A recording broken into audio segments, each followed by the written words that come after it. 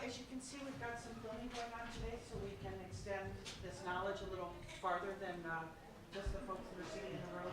We have the three panelists that are with us right now. I'm just going to sort of throw some questions out, and they're going to respond. And then as you guys have questions, if you think it's relevant to the topic that we're discussing at that point in time, feel free to ask. I know these guys would like it to be very open and very free-flowing with the audience if you all have questions. Otherwise, I'm prepared to continue to ask them questions, probably for the entire time.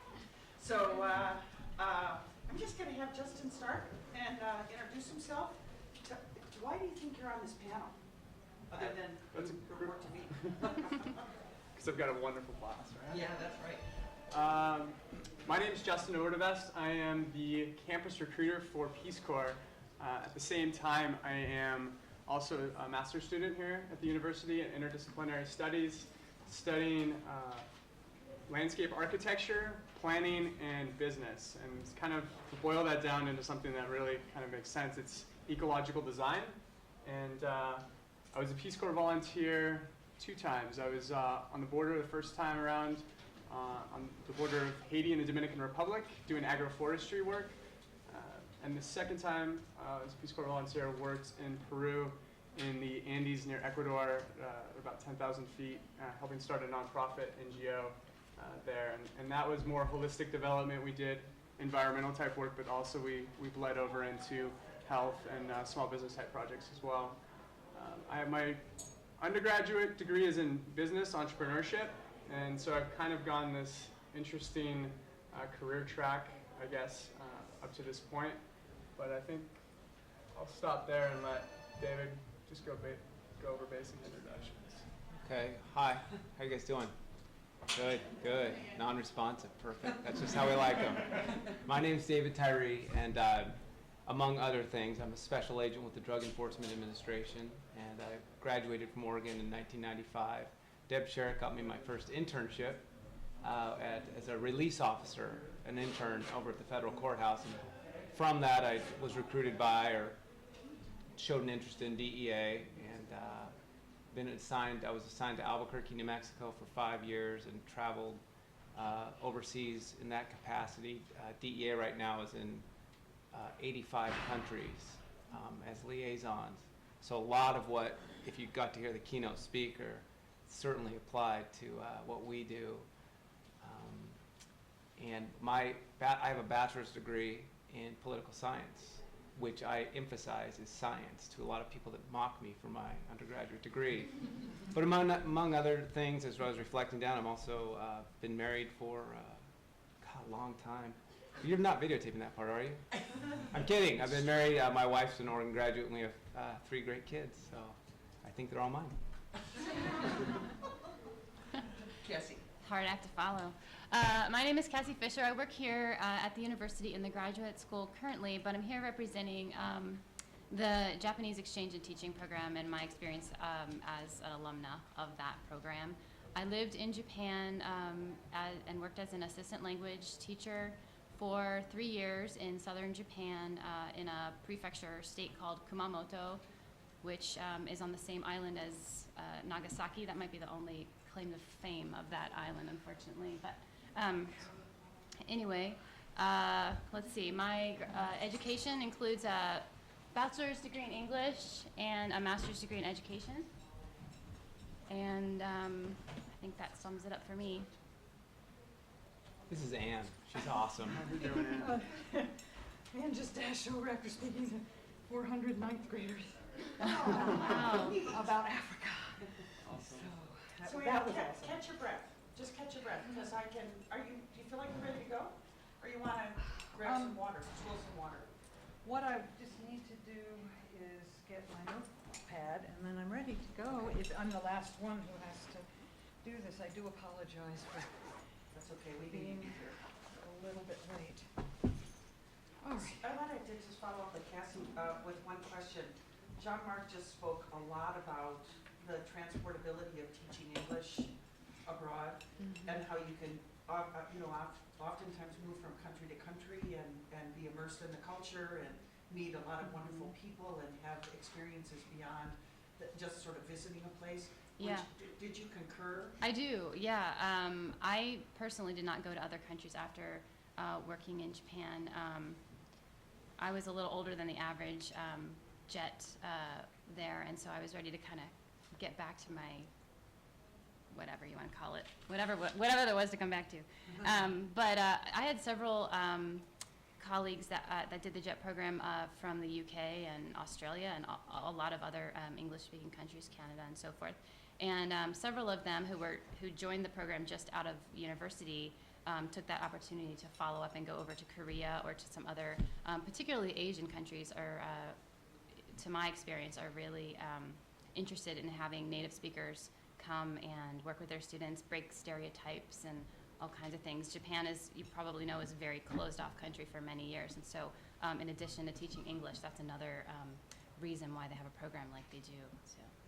And for those of you that heard the references to the Big Book Online, in the last section, which is a big appendix of lots of different places, what he didn't do was go in and write down, here's a company that will hire somebody to work internationally. What he did is he organized it by the type of work, and there's just lots and lots of resources. So if you think that teaching English might be a way for you to get that first major international experience built beyond the ones you've done here, it might be something to take a look at in his Big Book Online.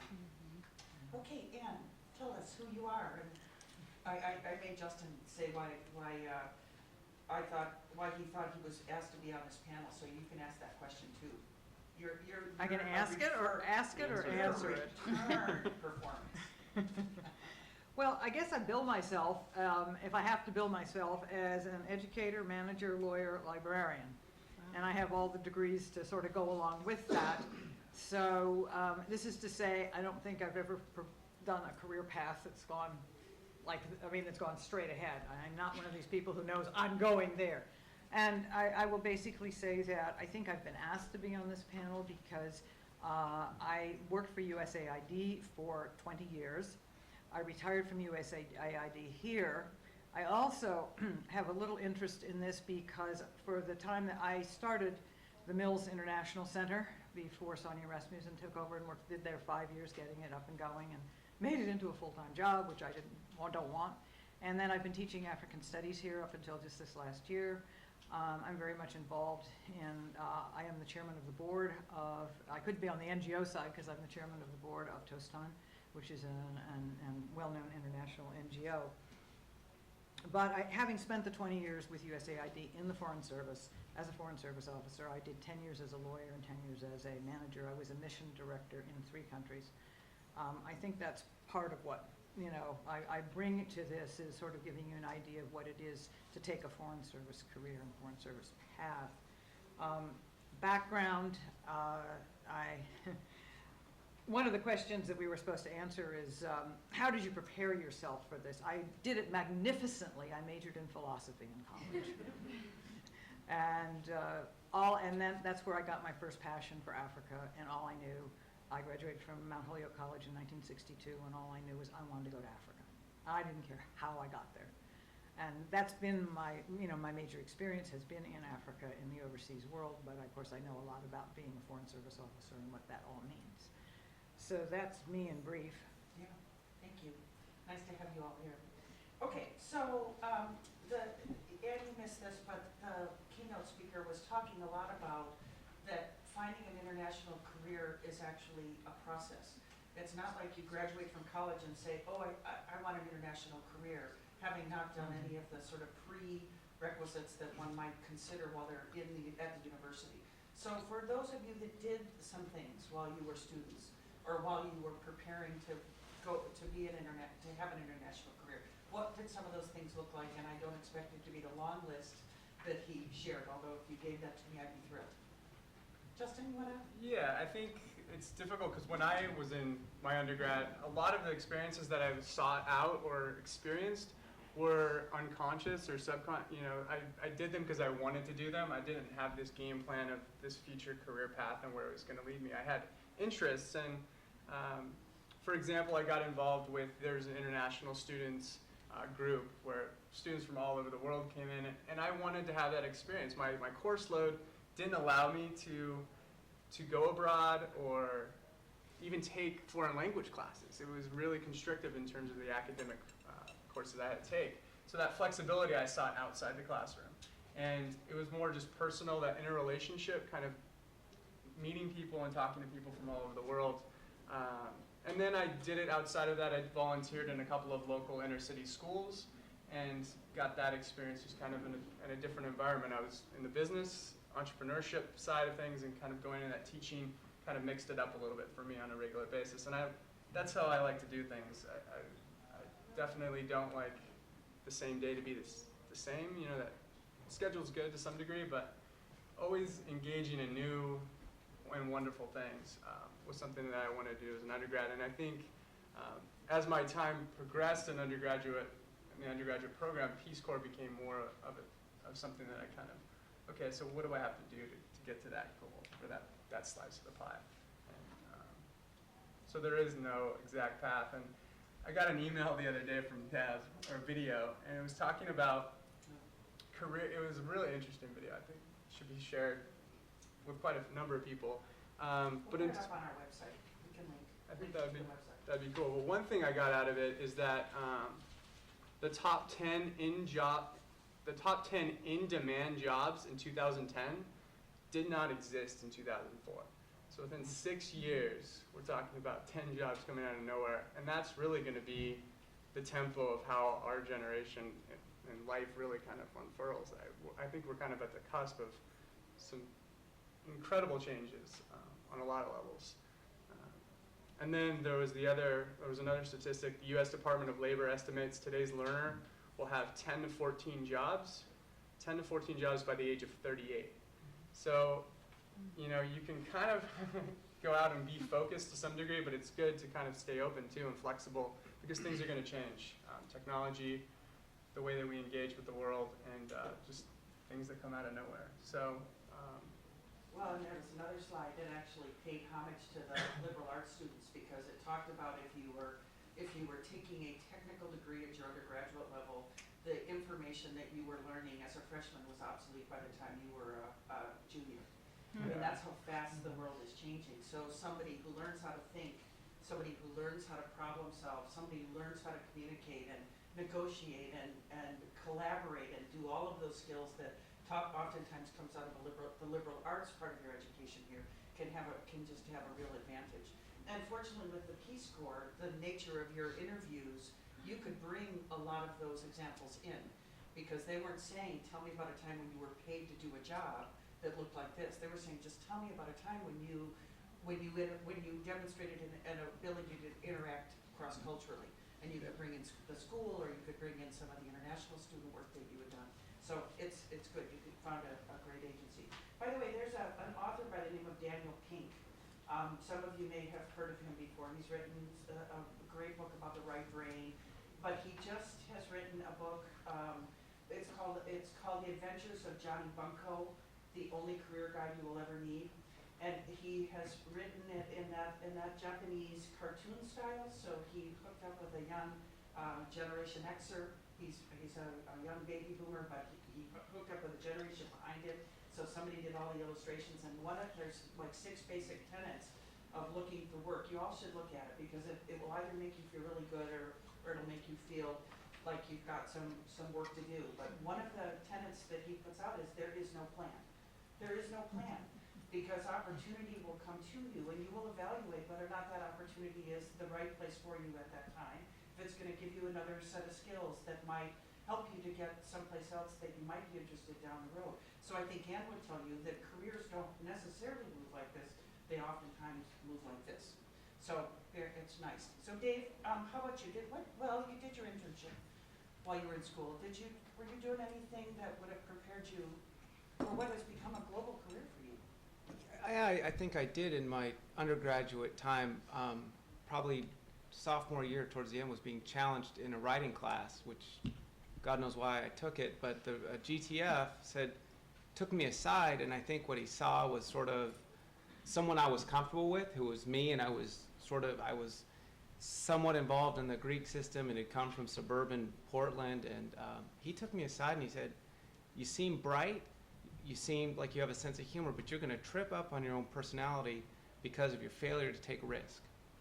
And you don't strike me as a critical thinker. And I was offended at first, but I thought, why did he tell me this?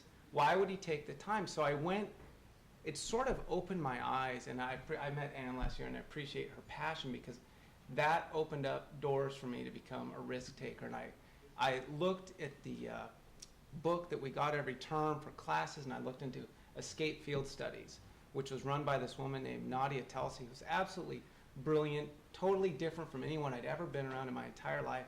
And I said, I realized sort of through some self-examination that so much of learning happens outside of the classroom. And I kind of abandoned who I was and realized I could still chase my dreams and keep my passions and my standards and my sort of my mind open and entertain different ideas without having to become an extremist, if that makes sense at this point in your career path. And I've really held fast to that. I've seen a lot of disgusting things in people in my job that at an international level realized that maybe it was my own limitations from my own upbringing. So I've tried to, both in my undergraduate time and then in the working world, really become more tolerant. And there's Socrates, and not to sound like I just read this, but I did. He said the sign of intelligence is the ability to entertain an idea without accepting it. And if you do anything international, boy, cultures are so different. And I've heard some of Anne's stories about Africa, and my stepmom's from Yemen. So growing up with an Arabic mother in Southern California, different exposures. And then I went over to visit a couple times while I was in college, and I wish I would have sat through Jean-Marc's presentation because I was so closed off at that point. And so as you mature, and you all will, my encouragement and how I prepared and continue to prepare is I come into contact with, on a weekly basis, just in Portland, Oregon, folks that are shipping dope through New Zealand, through Switzerland, from Somalia, through Africa, China, Mexico, South America. And boy, I know, and especially now the Middle East, I've learned more about their cultures on my own, and through that have been able to establish rapport and make friends with people that I know for a fact people I work with would not even make eye contact with. And that is because of the concept that the world is a small place, and just because I have ideals doesn't mean that someone else's ideals are wrong. And it just means that's a grounds for conversation and problem solving. It's a great story about that GTF. Oh, I bet yeah. you wish you remembered his name. And Oh, you could I do. Contact him. I looked, my buddy and I looked him up today as I was coming down. He called me, he said, hey, I found he wrote 2 books. Oh, So we're going to track him down. But you guys are going to come into contact with people either on purpose or by accident. Those opportunities, just be open to them and let passion rule. And don't worry about the money and the debt. That's sort of part of it, and you'll get through that. But don't major in the minors. That's my 2 cents. Cassie, how about you? Well, I could either jump back on what he said, or I could answer your original question, which I don't remember what it was. I It's about- see you jump back. Okay, well, I just want to add what Dave said about how opportunities just kind of find you. I went through my undergraduate school studying Spanish till I was blue in the face, all planning to go either teach abroad in Spain, which at that time and maybe even now was so hot that you had to be a superstar and even to get a job doing that. And so then I thought, okay, how about the Peace Corps? So I fill out the Peace Corps application, then I get nervous. Oh, it's 2 years. That's too long of a commitment. Throw it away.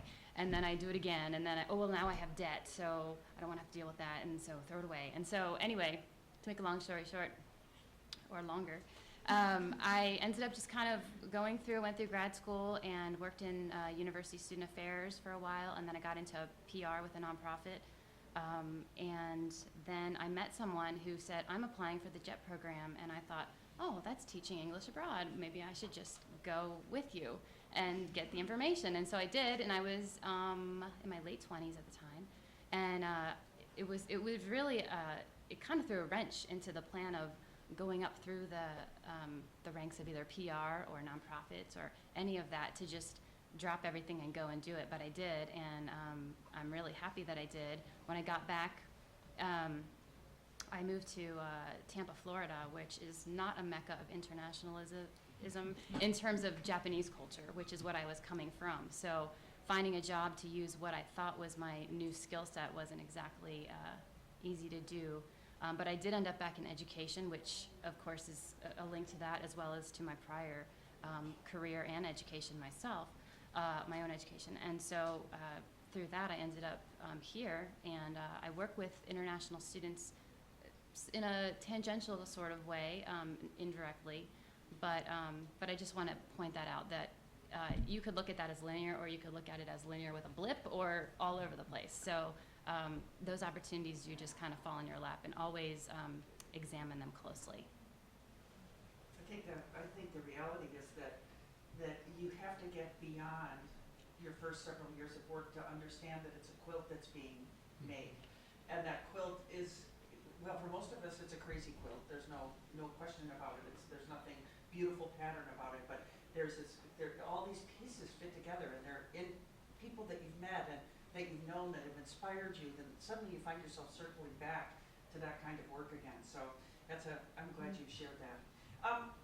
Talk a little bit, you didn't hear Jean-Marc, but I know that you've had significant experience working overseas. And tell me a little bit about the cross-cultural skills that you believe served you best as you moved through a very successful 20-year career with USAID. Well, of course, it started earlier when I went to teach in East Africa.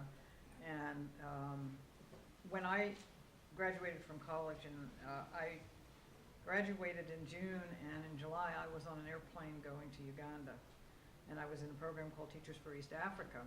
I spent my first year or 9 months getting a graduate diploma in education from Makerere University College. So, and this is a person who'd never been overseas, grew up in the United States, moved all over, but never been overseas. And so one of the questions was, how did you develop cross-cultural skills? I think part of it is recognizing that even within our own country, we are always developing cross-cultural skills. I'll give you one example here. When I was teaching here, there was a young woman in my class, and I noticed that somehow I got to talking with her and noticed that she always said yes ma'am and yes sir, and she had a southern accent. Well, I have relatives in South Carolina. Believe me, that's a different culture. And she was complaining about the fact that here she had professors yelling at her for saying yes sir and yes ma'am. But that's just the way you respond. That's the way you're brought up to somebody who is an elder or somebody who is, higher in rank. It's yes ma'am, yes sir. And there's nothing pejorative about it, nothing kind of snotty about it. But it was interpreted here as being, well, who do you think you are, or why are you doing that kind of thing? And she was very frustrated. But I think from having relatives who lived all over, moving and living all over, particularly the Midwest and the East, there were cultural differences that you learn, even language. My mother talks about moving to Baltimore, and a guy comes to the door and says, "Where do you want the Earl?" Mm-hmm. And it's what, huh? Excuse me? Where do you want the Earl? Well, it was the oil, the heating oil. and so I think the other thing that gave me a lot of experience in talking about, noting that there are differences among people, and a lot of it is culture-based, is doing volunteer work. I was brought up on volunteerism. I was brought up, and I had in here that the two things that I wanted to say to you is follow your passion and make a difference. And these were my passions. Those are the two things I've always wanted to do all my life, is follow my passion and make a difference. And that is in the volunteerism that I did. And when I was in college, the sit-in movement started. I was a little too naive, a little too timid at that point to go down and just quit everything and go join it. And I'm glad I didn't, in the sense that I got to go to Africa and follow that passion. But I was at Mount Holyoke, and we decided, there was a whole group of us, that we had to do something. We had to somehow participate in this incredible movement that was starting. And there were men at Amherst who wanted to do the same thing. And so they chose me, and they chose a black man from Amherst in 1962 to fly down to Georgia, Atlanta, Georgia, together, to join a big conference that was setting up how to respond to the sit-in movement. And it was a very interesting cross-cultural experience in many ways. First of all, not being able to get a taxi for a long time together from the Atlanta airport to our hotel. Or it was on the college campus, actually. I was staying at Spelman and he was staying in another place because he was black and I was white. And I think we finally got a white taxi driver to take us as long as he kept his head down, because it was illegal. And, you know, just getting into then that whole milieu and being down there in that area at the time that something like this was going on was just a different language, a different way of looking at the world, a different way of seeing what can we do and how do we do it and how can we all come together. People from the north, people from the south, with different experiences and different racial profiles and experiences, how can we come together to see that this racism is eliminated? And I think these kinds of volunteer experiences that I had and that I did, in case you're wondering, we went back to Mount Holyoke, and what we did is we decided that for those of us who wanted to, you could leave and go down and join. Those of us who didn't, we would start raising money and sending it down. And so we stood on the streets of Holyoke, Massachusetts, a real blue-collar town, and got money to send back down to help the people in the movement down there. And then I went off to Africa. So in preparing myself, and I want to add an addendum to this, you can prepare yourself as much as you like, but it doesn't mean diddly squat when you are landed in the middle of Japan and can't speak a word of Japanese. When you are landed really in a situation where nothing seems familiar, all of your assumptions about life are just taken away from you. And, you know, in Africa, I'll give one of the big examples is time, all right? You gotta be on time. You gotta be on time to do your classes. You've gotta be on, you know, a professor I had a professor who used to shut the door if you weren't on time and you missed the class. You've gotta be on time for meetings. You've gotta be this, and this, and this, and this. Everything runs this way. In Africa, it doesn't. And the most frustrating thing in the world is sort of you go to a meeting and, you know, maybe you get in an hour later. Or I always, towards the end of, you know, I'd always set my meetings for an hour, knowing that the first half hour would be, how are you? How's your mother? How's your father? How's this? How's this? Well, how is this going? How's this program going? Well, what do you think about this? And then maybe the last 20 minutes I find out why the person really wanted to see me and what we really had to talk about. At the beginning, it was so frustrating for me. And then I just sort of relaxed and said, hey, let's go with the flow. And I learned to deal with it. But that's just a minimal example. I mean, I could talk about toilets on infinitum. I want to write a book, Toilets I Have Known. Because Photographs. with photographs, right. I mean, I never knew there were so many kinds of toilets in my life and so many ways of flushing them or not flushing them and whatever, you know. I mean, it's really something. And we're such freaks about toilets, you know. We're just such freaks about them. And I had a daughter who, growing up, we'd go camping, she wouldn't even go in the woods, for God's sake. I mean, it's just to give you this fact that so much of your is on-the-job training. You can listen to everybody, you can hear everybody, but so much of it is on-the-job training. And if you go with humility, and to me, it's your mindset. If you go knowing you're going to be knocked off your feet, if you go with humility, if you go with passion and respect and an open questioning mind, well, why did they say that? That's weird. One more story, and then just to give you an example. Madagascar. My daughter was stationed there. Madagascar, they'll never give you a straight answer. It really is, what answer do you want? We were trying to go, my daughter was trying to take a person who'd come to her house to give her a massage to her next job, or to the closest place to the next job. And so we said, and we knew where we were going, and we said, well, now where can we drop you off? There were 4 routes we could take. We could not get this woman to tell us which route she wanted to take. It was, well, what route are you taking? And it's what time is it? Well, what time do you want it to be? I mean, it was really the most frustrating culture to work in because of this. But you learn the differences, and you learn, and so much of it is keeping the mental attitude and the relaxing a little bit, staying focused, that helps you in all of this. It's not to say you can't learn a lot about cross-cultural, but it's not till you're in it that you really learn. I guess it's what my saying is on that. Sounds good. So can I go off script for a second? Absolutely. So how does the Peace Corps prepare people for their assignment? I Okay. mean, in the training that happens before they go to country?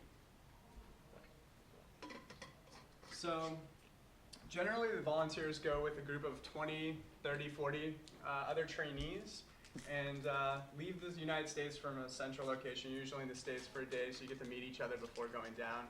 Washington, D.C., Atlanta, one of the hubs, something like that. And then generally training is done, it's a 3-month training. It's done in the capital city for the most part. I'd say there are language classes 4 hours a day, 3 to 4 hours a day. Very small immersion classes, so you've got 3 or 4 students in each course.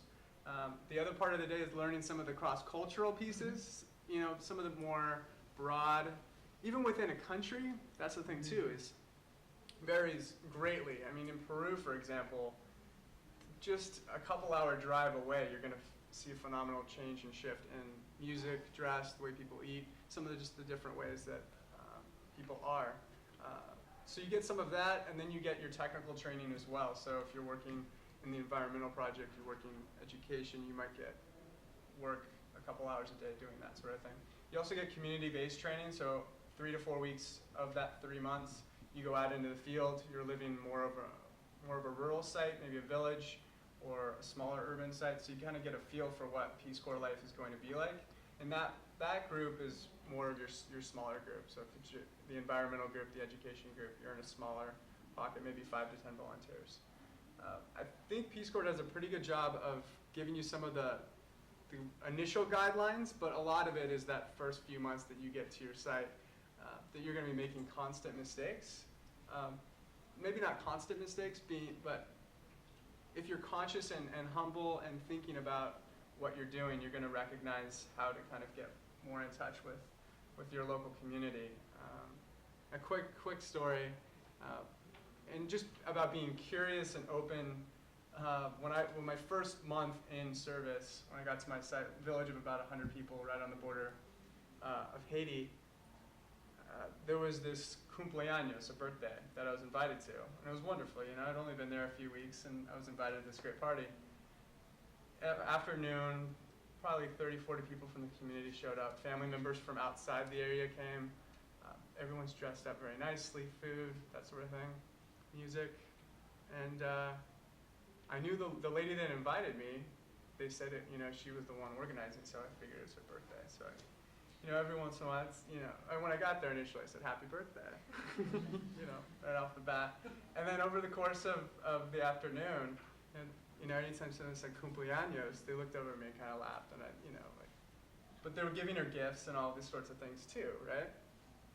And so I said probably Feliz cumpleaños a few more times throughout the afternoon, and laughing semi because I knew something was going on.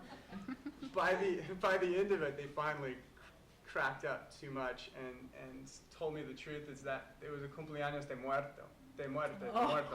So every year they celebrate the family member's life that passed away, and it was her son. But they bring gifts and they bring food and all this sort of thing. But it was one of those things that. How many margaritas had you had? that was the thing. There was no rum and coke involved in that whole scenario. But it was playful in the way that the exchange went on, and they could tell that I was respectful and that I cared, and it wasn't being some annoying, loud American just saying things. So be curious and be willing to make mistakes too. I know a lot of people, especially when you learn a language, you go abroad, you don't want to make that mistake. Even if it's a small grammatical error, even though the Spanish is probably spoken or whatever language it is, might not be perfect depending on where you're at.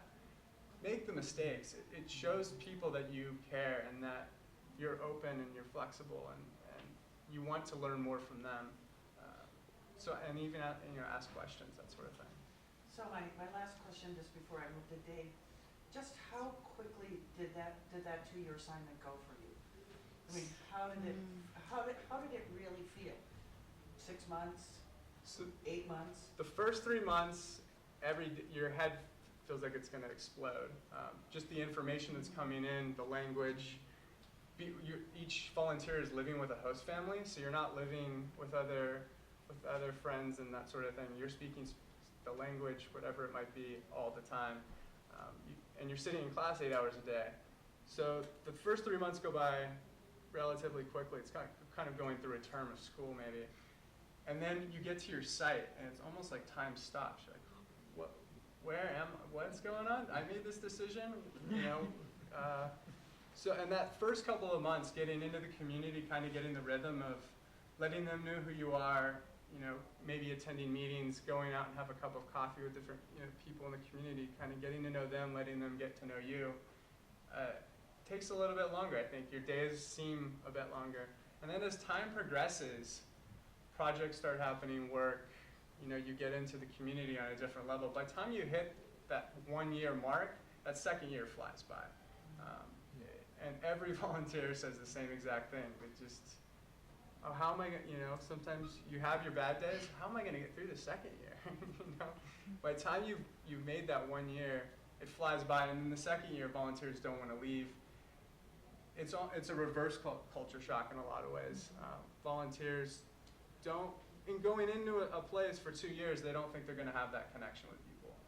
And it really surprises people when they're family. I mean, they are truly considered part of the family. And I was talking with someone the other day, and at a tabling session, and this guy walked by, and his wife is a Peace Corps volunteer, and their family from Bulgaria is coming next week. It's been 10 years since they've been there. I mean, you have to call for birthdays. You have to call every other month just to say, keep in touch. But the right birthdays, right? Yeah, right. But there is a reverse culture shock coming back to the States too, because we come back to the States thinking, I've grown up here, I was born here, this is where I'm comfortable.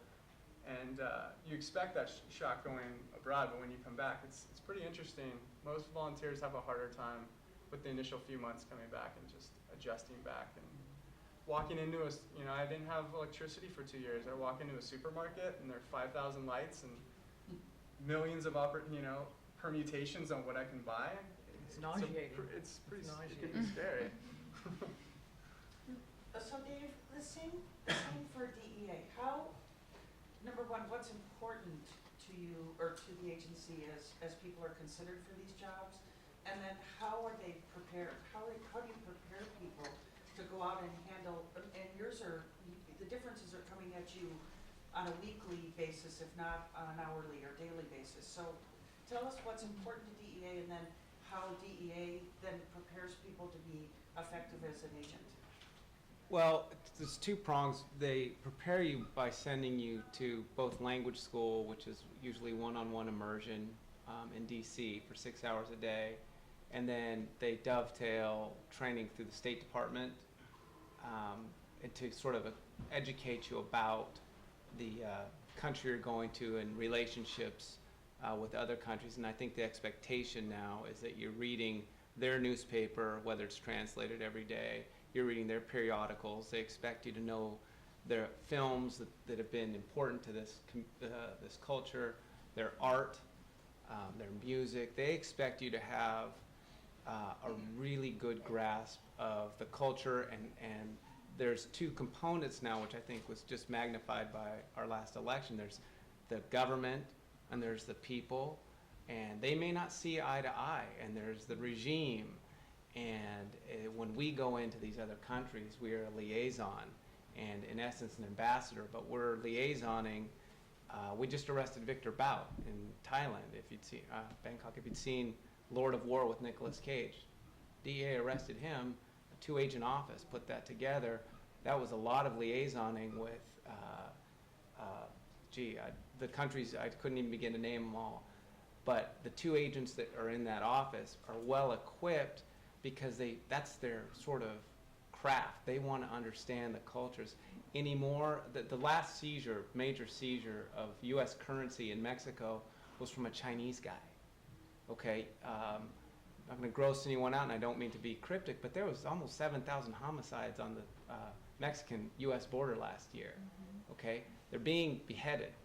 Now, if you think about who's doing beheadings, well, that's over in the Middle East. These are terrorists in the Middle East. So if I can sit there and quote lines from Caddyshack, that might be funny to my American counterpart. But if I don't have a working grasp of Muslim culture, their faith, what's important, what's offensive, and in the same breath be able to understand, have a grasp of someone from Africa, because the money that was taken from the Chinese guy who was arrested in New York, $211 million in his house, was linked to pseudoephedrine seizure in Africa, which was linked to weapons in China. Now, this is not to say that these people are evil and you only want to know the bad things, but you may have to go and deal with a Chinese diplomat, a diplomat from Uganda. You might have to negotiate travel and effect treaties. There's all these subtle differences that take place. And if you haven't read the book, I highly recommend Outliers by Malcolm Gladwell. He's written 2 other books, which are, I think in the corporate world, it's almost the expectation that if you want to appear like you've got your head on straight. He talks a chapter on Korean Air plane crashes and mitigated speech and the 6 degrees of mitigation in speech, and how Colombian pilots speak to JFK and why perfectly good planes crash. And so much of it is communication. And if you could pick Anne's brain, she told these stories last year about what the gentleman was speaking about earlier, how close you get to somebody, how far away. So we learn that stuff, but it's incumbent on the agent to, the more you do, the better off you'll be served, because they will quickly kick you out of that country. It doesn't take much. I have 3 friends who have been kicked out of countries for something that you and I might see as no big deal. But to them, I mean, sanctity of relationships, how you speak, to whom you make eye contact with, this stuff matters to these people. And realize we've been around for 200 years. These cultures have been around for thousands of years, and it's really serious to them. So to go in and not have that education, and my only example is I was down in Morelia, Mexico, and we were driving to go meet with this guy, and my limited Spanish at the time was, I wanted water. I said, agua. And the 3 federales ducked their head. And I thought, okay, what did I just do? Did that sound like a gunshot? Because they explained to me that in the border towns, sometimes when they're sweeping the little mercados and getting the water ready to throw out on the street, they announce agua, and people get out of the way. In law enforcement terms, when bad guys are gonna go for their weapons, they say as a warning, agua. So, and instead of being offended or saying, yeah, but it means water, guys, I'm just like, oh, wow, I'm sorry. And you try and be, I think you said, just humble, both of you or all 3 of you. There's so much more accepting as cultures if we're humble. If you go in and you think you have all the answers, I've met a lot of resistance, so you can learn from my horrible mistakes or try it yourself. But it's been my experience that they're a lot more forgiving if you're just humble about. But I think the tolerance anymore for lack of understanding has changed with the internet and how quickly you can learn about a culture and immerse yourself by going to a computer. I think the tolerance from when I was an undergraduate till now is out the window. They expect you to know 70% of the information about who they are and where they're from. And if you didn't, they're like, well, were you playing the Wii? What were you doing that you couldn't make time to Google us? I mean, really. So as an agent, are you trained initially to be a specialist? Or is it really, are they generalist skills that allow you to be adaptable from culture to culture? You come on as a basic agent or a special agent, and for your first 2 years, you are you could be in Detroit working drug dealers. You could be on the southwest border. You're just getting a general idea. Once I believe you have 2 or 3 years on the job, you can start applying to go anywhere there's openings. I think every week they post openings all over the world. Berm is open now, a lot in South America, Interpol, which is based in France, Australia. We're opening an office in Afghanistan, of all places, if anyone's interested. I quickly deleted that one. Not my cup of tea. A lot of guys want to go there. And I'll tell you, it's a singles-only post. They're not going to let you go if you're married. That's not the environment. A lot of them, you will live at the embassy. Some of them, you don't have to live at the embassy. But the training, once you get the position, which it's sort of, I mean, it's the government, so anyone in the agency can apply, and they start interviewing and looking at your resume. So it's everything you're doing now will help you. Everything that the gentleman spoke about earlier, short of peeing on the wall, will help you when you submit your resume to go and deal with a country attaché in a country you might be interested in. Personally, for me, if there's a country I'm thinking I want to take my family, I'll email that country attaché and say, hey, if you have any leads in Portland or in the Northwest, please let me know. And so that's my little Deb Sherrick networking trick to get selected. So far, no dice on Interpol, but we'll see. There's always a chance. Cassie, how about the same with the JET program? I mean, what are they looking for in a candidate, and then how do they prepare them once they've been selected? They are looking for someone who is got energy, and although most of the posts are teaching posts, they're not looking for someone who has experience with teaching. In fact, sometimes that can be a detriment. I was somebody who went with a Master of Education, which they require a bachelor's, not a master's of anything. And I was a little challenged by the fact that I wasn't utilized, as much as I could have been. And I think if I had gone into it with not the skill set that I did, I think I would have not faced that challenge. Although, I mean, you will if you're in a spot where they're not utilizing you. Obviously, that's going to be a challenge anyway. But so I think that they're really just looking for they want someone with a bachelor's degree. They want someone who they say they want someone who's interested in Japanese culture. As I kind of told you before, that wasn't really in my radar at all. I didn't know anything about Japanese culture. I had never eaten sushi. As soon as I got the job, I ran out to a sushi restaurant because I felt like I should try it before I moved to this, crazy place. So I didn't have any experience or interest in Japanese culture at all, and so I kind of flubbed my way through the interview on that part. But for whatever reason, they selected me, and off I went. Now, as far as training goes, their motto is every situation is different, which is a little challenging to take in, because when you're going somewhere, you as everybody here has already said, you want to get as much information as you can, and then of course once you land down, it's out the window, because you have to learn for yourself. But out the window is too strong. It does come in handy, but it definitely doesn't prepare you for all that you're going to face. But they do kind of give you some. They do an orientation before you leave, about right after you get accepted, I guess, maybe a couple months before you leave.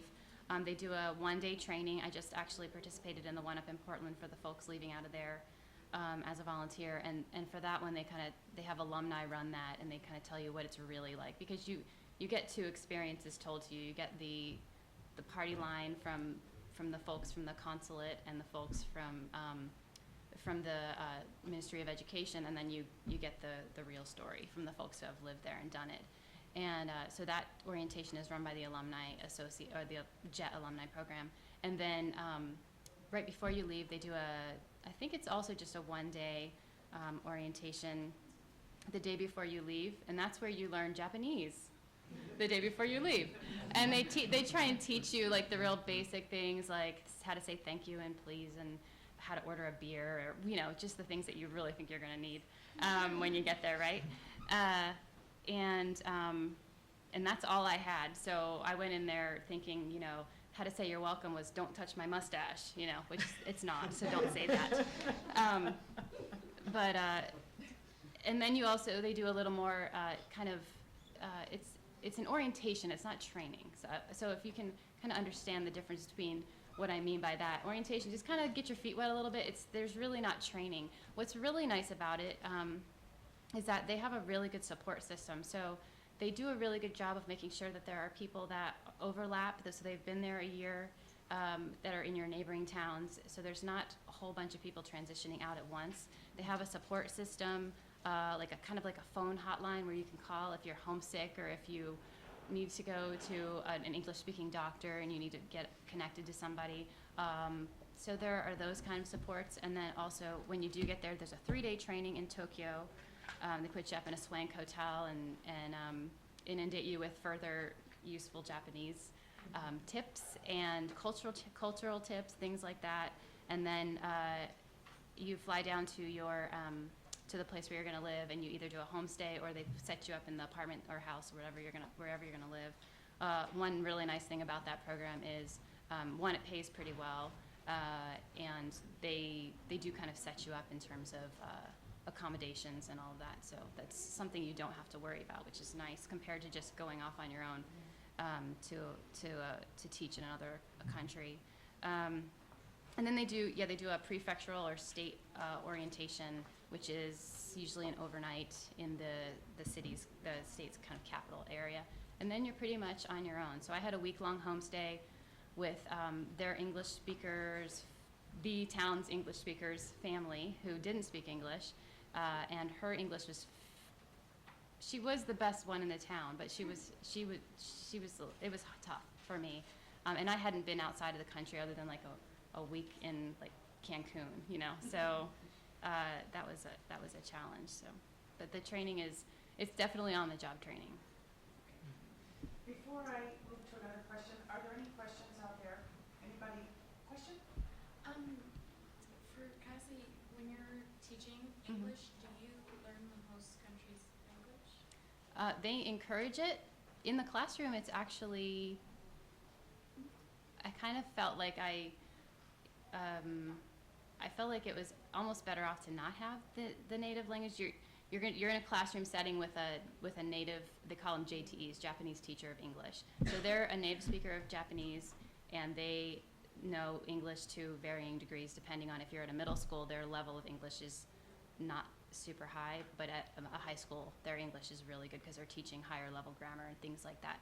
So you don't need the language. I started studying it there because I wanted to exist outside my classroom, and you need that to get around and to make friends with people, and just enjoy the time that you're there and make the most of it. So, and you pick it up really quickly, as probably anybody here would attest, much better than studying out of a grammar textbook, or, you know, in Japan there are different levels of formality with language, and in studying it you learn the most formal language, but if you actually try to use that with your, people your same age, they'll make fun of you, because why would you, use this big formal language when we're just chatting about what are we going to have for lunch, So it helps to learn it in the classroom. It can go both ways.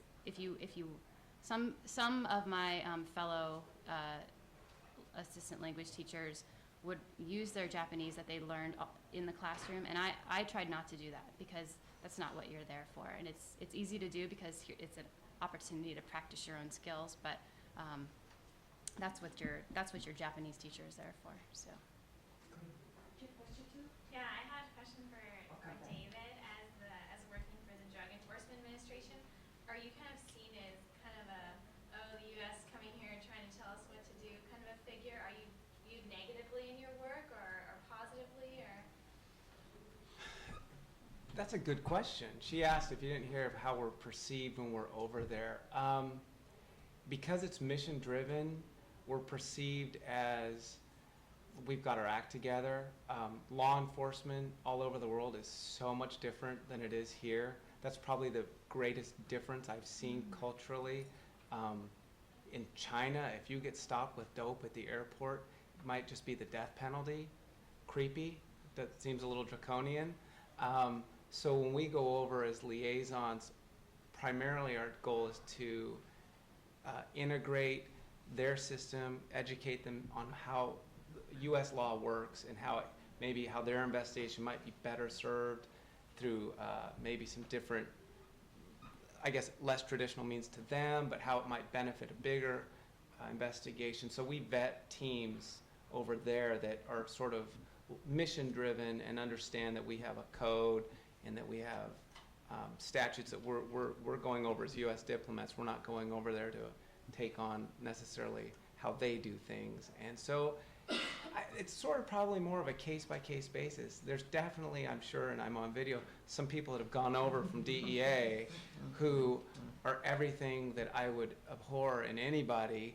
And then I think there's some others I know personally that have gone over and made just an amazing impact, because they'll go outside the scope of, okay, we're not only going to teach the cops here and the drug cops how to do dope cases, let's go talk to some elementary school kids about drug demand reduction and healthy alternatives and things of that nature. So it just depends on the country and the regime, I think, as to how we're perceived, but we certainly don't go in and flex our muscles. Some other agencies have done that. I won't say them, I just spell FBI maybe. They're maybe not in 85 countries. DEA is because of, we have an international nexus, and there's some international drug trafficking laws that apply, but boy, we're so sensitive to that because we don't want to lose. I mean, my boss is appointed by the president. We have a new president. No one knows who our boss is going to be. But what we do know is that from the time before his inauguration, he's met with the president of Mexico already. And we know that he'll appoint an administrator, and that the sensitivity to those other 85 countries will be paramount, because this president, love him or hate him, is about having diplomacy. And I think you guys, I'm so envious of your position now because of where we're at globally and economically. I think you guys are going to be on the cutting edge of what jobs are going to be available, because you're the ones that will take the low-paying jobs, which I took also because, hey, I'm out of college, I want to get the experience, and you guys will be cutting edge in a time where the world's looking, everyone's looking at the United States saying, you people are cutting edge, and we want to be a part of that. So you guys have so many opportunities, and I think there's a lot of people, I want to be part of your generation, but one generation, we're kind of looking to you guys going, don't blow it. We've already done that, so don't do what we did. Do something different. This isolationism doesn't work. We've shown that. Extremism is. I was driving down thinking about absolute truths, because I get emails from all over the world from agents and different things that are happening in different parts of the world. And the only two truths that I could come up on my drive down with is that as a world, as a people, as a race, we have a problem when we're lied to. It seems like that's sort of universal. And extremism, where people just get sort of locked in their position and they're immovable and they're extreme about it. It seems like some cultures sort of elevate that, but as a whole, we shy away from it. And you guys, if this liberal arts education, which I also had, you can have those ideals and that passion. Like Anne's got all this experience, and so does they all do. Everyone at the table. You can hold on to that, but I'm telling you, when you get out into the real world, and you in a world now, but in the working world, people will try and take that away from you. They will spend their energy to exhaust that spark inside you that would take you on a Friday afternoon to go sit in a IFC panel meeting, and they're going to say, no, douse that. Forget what you learned. That's not reality. That's not real. Become a pessimist. Become a cynicist. Give up on your dreams.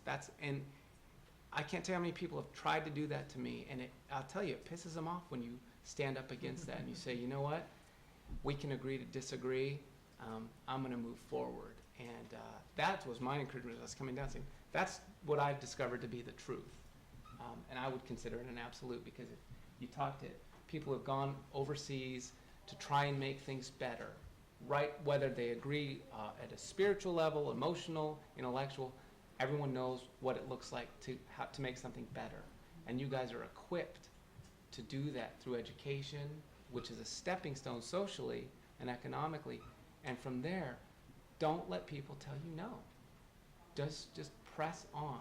Just keep pressing on, and don't let them extinguish that spark, because they will try, because it makes them, it's basically a reflection of for some people that, gee, maybe they gave up, and the world's full of people like that. I totally went away from your question. I don't know what you put in the water.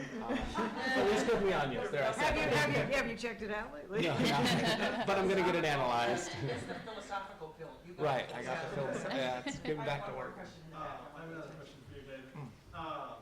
Your line of work, it sounds like you do more kind of like diplomacy than police work, is that correct? Not me. The agency does. No, I'm a special agent. I'm assigned to Portland. I go arrest people on a fairly regular basis. Since yesterday, we seized 2 keys of heroin on the bus and uncovered a homicide last night, and processing the evidence today. So I do enforcement of domestic statutes, but the difference between myself and a Eugene police officer is then we're working it back and working with our Mexican counterparts. If the dope came from Mexico, if it came from Canada, we're supposed to expand the investigation cross into and make international cases. So that's the focus, and that's the desk part, but we still are constantly responding to just federal drug seizures that we're accountable So for. when you go out of country, you're more of a liaison, like you said. Out of country, you're a liaison. Depending on the country, you can't carry a gun. It just depends on what country you're in. It just depends. Okay. Thank you. Yeah, it was really scary when he was on this panel last year, because he sat in my class when he was an undergrad, and suddenly he was telling me he carried a gun. I'm thinking, holy cow, that is like a complete dichotomy from who I knew to what he I'm is not very now good with it, Deb. professionally. I'm not very good with it. Don't worry. Just don't take it out very often. No, Yeah. no, gee. And was there one more? Yeah, I have a question. It's kind of for both David and Ann. I know that a lot of the entry-level programs through USAID, and I'm not completely sure about the DEA, but they require a master's degree. And then before that, it's kind of supplementing that and experience and everything. But what I was wondering is how to like have an entry-level program that's not necessarily on a very professional level yet, if that makes any sense. Well, that's one of the things that you hadn't gotten to me on what does it take to get to USAID. Without internships. And without the internships. Yeah. I mean, the basically, yes, to get to USAID, because they want people in disciplines. I mean, most of the people you're going to want an economist, you're going to want a health worker, you're going to want a person, an environmentalist, you're going to want a lawyer. That's how I went in. And for lawyers, they not only want you to have your law degree, but at least a minimum of 3 years of law experience. And the people who get there are the ones who work in the top firms mainly. I worked in a large corporate law firm in Buffalo, New York before I went in. And believe me, I was so glad to get out of that law firm. But the interesting thing about USAID that I was just reading when I was checking on their website, they at the lowest level they've ever been, and in fact the head of USAID, Mrs. Ford, basically said they don't have enough people. They want to go between now and 2012 from 1,100 American Foreign Service officers to 2,200. And that means they're bringing them in like bang, bang, bang, bang, bang. And part of the reason is they need these people. The second reason is all their top people have left. So what happens is you're now coming in, you're not getting the training you should have. In fact, you've got about 4 months in the States, and then you're sent overseas. And supposedly you're going to be mentored and so on, but there are just not enough people. And so, I mean, you're really going to be out on a limb. And you need to know, I mean, in most places, you need to have the basic skills. If you're going to be working in health, you're going to be working with multi-million-dollar programs and projects. You've got to know your stuff. I mean, you really have to, and that's why they want experience too, if possible. And as a lawyer, of course, they want somebody who has a law degree and is sort of, what do you call it? You pass the bar in a state so you can practice law. As some of they have a few general things like program officers and so on, but they still do prefer people with master's degrees. So usually, yes, a graduate degree is, and in part of the hiring process, you'll often go before a panel of your peers.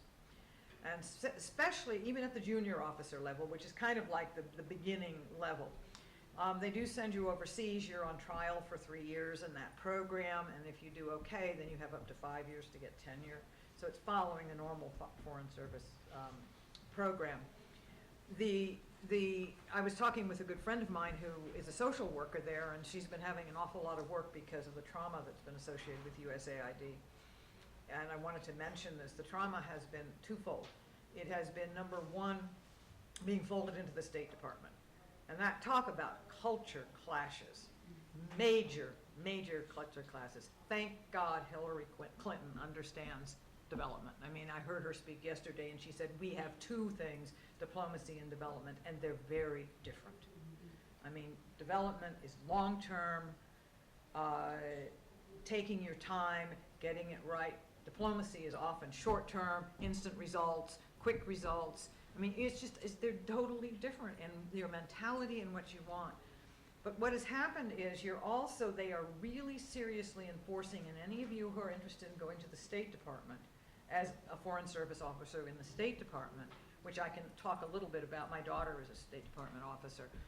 I also can talk a little bit about, because I used to sit on what they call the country team thing, is about the CIA too, if anybody here is interested about that. Not that I know a lot about it, because I've never been in it. But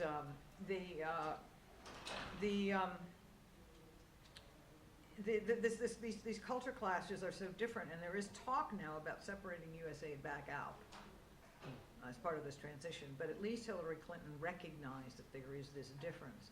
But the other thing that's happening is they are enforcing the fact that when you sign up to the Foreign Service, and I think this may be true in DEA, I don't know, you have to have worldwide availability. You have to be able to go there they send you. If they say to you, you are going to Afghanistan, you're going to Afghanistan and your family's staying here. When you sign up for after a 2-year tour or a 4-year tour, aid has 2-year and 4-year tours, depending on the country, the climate of the country and so on. You have to put down today as one of your choices, either Sudan, Pakistan, where are we at war? Iraq. Where are we? There was 4, or Afghanistan. You have to put down one of those 4 countries. And there's a good chance you'll be sent there. And the frustration for USAID people is you can't do development in those countries. Because to really do development, you've got to be out. You've got to understand the people. You've got to be able to talk to the people. You've got to be able to visit the program. You've got to have some semblance of security.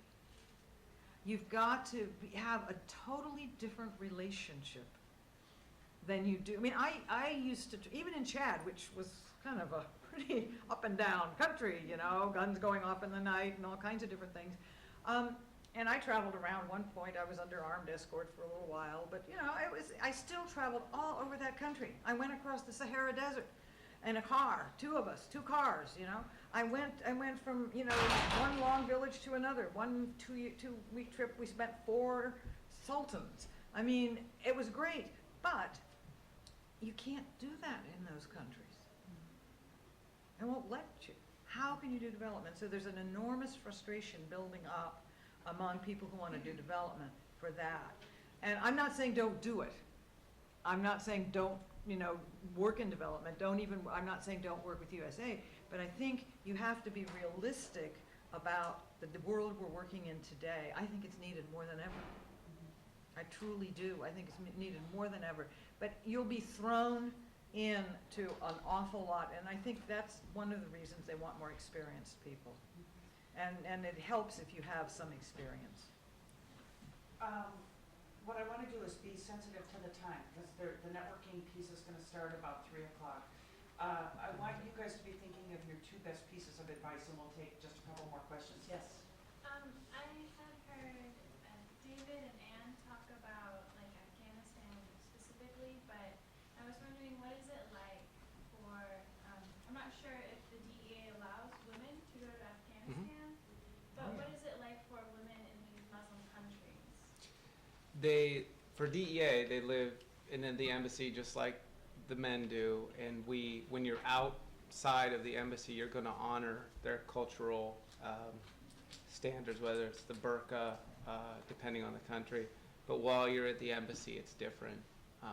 But yeah, there's, again, and I didn't get to answer his question, it's a bachelor's degree for DEA guys. So, and DEA, FBI, probably CIA, they're going to be looking and looking and looking, and Just like USAID. yeah, just like US, they're looking. I mean, we got to figure out the economy at some point. But these are good jobs. In my mind, they're great jobs. They pay really well, comparatively speaking, I think. But to answer your question, when there is an event, like a traumatic event, they just shut down our Pakistan office because it had been, the embassy had been, I guess, rockets fired into it. So those agents, support staff, everybody gets shipped back mainland for a time. They kind of let things settle down, and then they trickle back in. But, I mean, as far as, yeah, DEA, when it comes to both men and women, same responsibilities. There's physical fitness tests and things of that nature. But I think my class, my academy class, was probably 15 to 20% women. My boss is a woman. The head of the DEA right now is a woman, and she was an agent. I'm speaking more about the woman being in that culture. Okay, the women. And like, how is it even,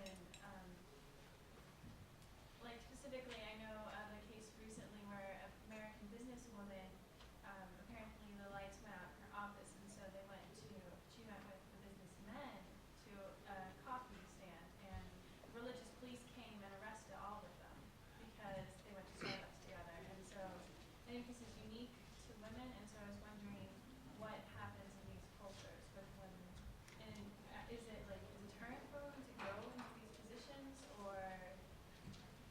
Can I Please. respond to that? I worked and lived in Morocco, as you can see, and I often wore a jalabia. It's a wonderful thing because you, doesn't matter what you have on underneath.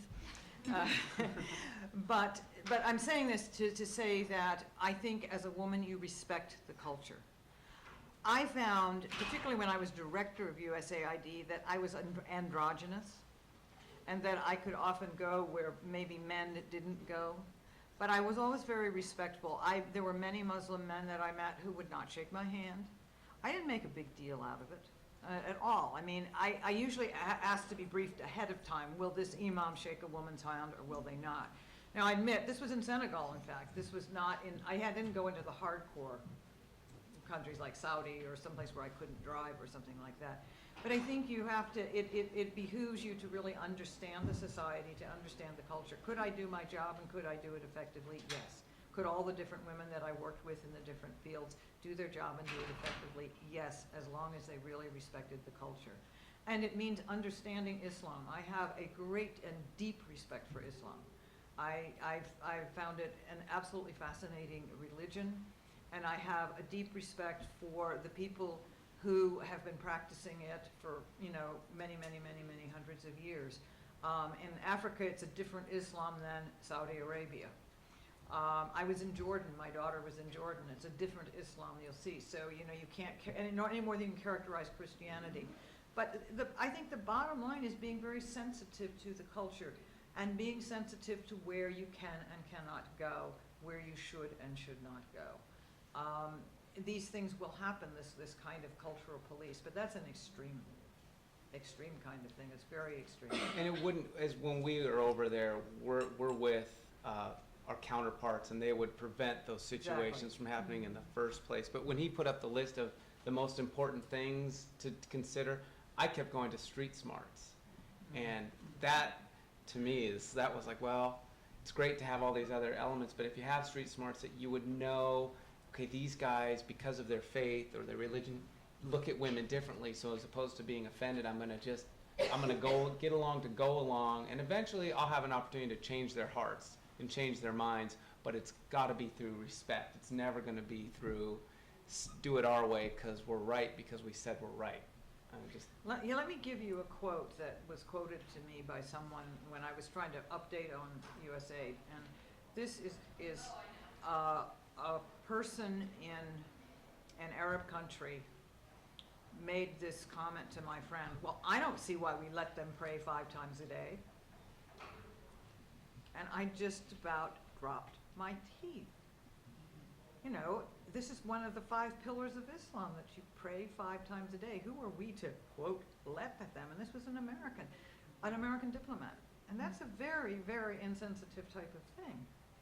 I mean, you want to facilitate it, not have this kind of attitude. So this is, and that will make all the difference to, and I think this person was a woman, and it will make all the difference to the way that woman is perceived and the way she will be accepted or not accepted in that country. So I think it's very important. Last question. Yeah, I just had a follow-up on the academic requirements.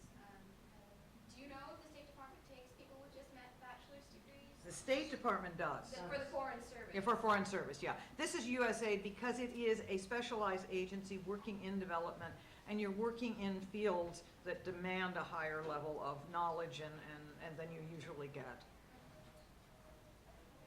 But the average number of times that someone sits for the foreign service exam before being accepted into the State Department is 3. But USAID, you don't sit for exams. So so there is this sense of maturity, because you also have to make it through an interview. So there is this sense of maturity that develops over time. I'd only heard master's degree, and then there wasn't anything on the website about that kind of requirement. Well, and remember, I thought Jean-Marc actually offered some pretty good ideas of how you can differentiate yourself in this process. You know, the project management skills. You all have head and shoulder skills technologically over most of the managers that you're going to meet in a lot of these agencies. Get those specialized skills, make sure you know them well. If you've dabbled in Access but you've never used it, create some sort of a database using Access and play around with it. This is where your skills are superior to the people that are in these agencies, and they will respond in kind to the fact that you've done extra things. There are institutions delivering degrees online. There's no reason you can't do some of those short courses that he was talking about and build some expertise. Figure out what your distinct advantage is walking in the door and go out and figure out how to get some of those skills.